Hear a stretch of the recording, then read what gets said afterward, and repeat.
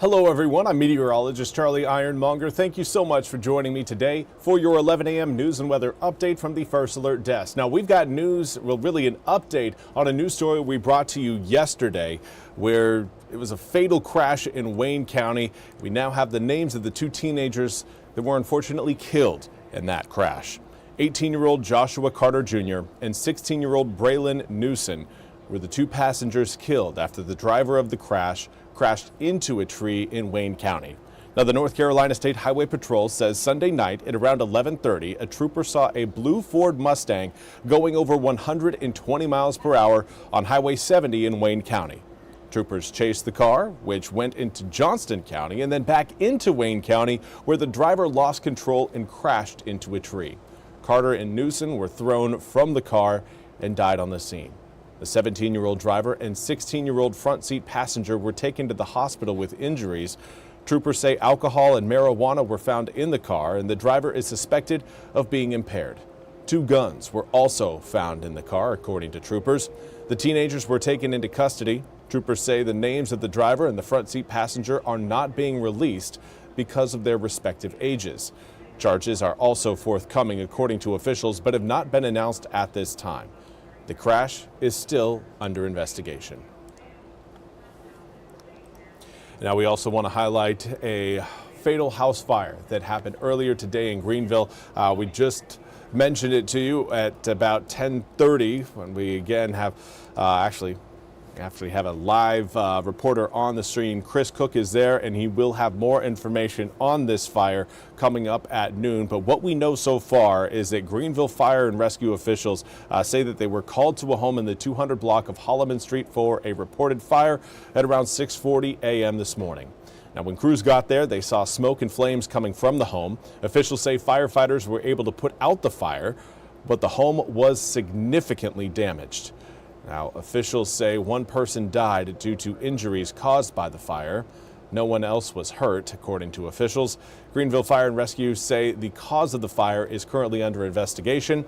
Officials say the Red Oak Fire Department, Greenville Police, and the crews from the Greenville Utilities were on scene assisting with first response efforts. And now we want to turn to your weather forecast. It's been a pretty quiet week across the east so far, and while we do have a chance of rain coming in tonight, it's really not looking like we're going to be seeing widespread downpours and certainly no severe weather. This is going to be a very tame round of rain that will arrive later on tonight. You can kind of see off in the distance just that cloud cover that's slowly going to approach eastern North Carolina coming up this afternoon. Right now, again, blue skies overhead, 57 degrees in Grifton, comes with a calm breeze. You can see the rain showers right now across really more northwestern Kentucky, kind of riding right along the Ohio River on the south side of Indiana and the north side of Kentucky. That is the system, again, that will be swinging through eastern North Carolina coming up later on this evening, giving us, again, a slight chance of rain, and it's rain that we need.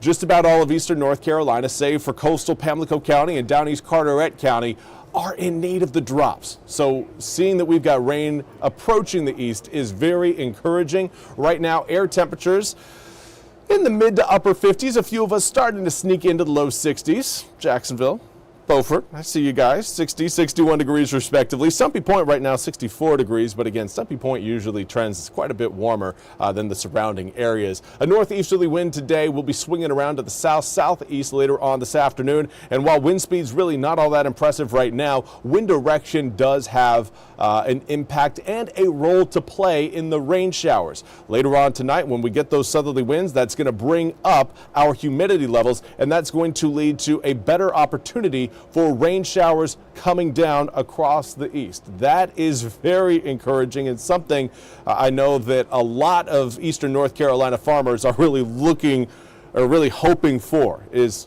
finally a good shot of rain. The higher our humidity gets, the better that rain chance will be. Right now, we've seen humidity rise significantly over the past 24 hours, but we got so dry yesterday that even with a big increase in humidity, we're still looking at a fairly dry air mass. So the southerly winds will help out with that. Southerly winds bring in, again, not only more heat, but a little bit more moisture content to the air as well, and that will help aid some of those rain showers to actually reach the ground as they roll in late tonight, more so early tomorrow morning.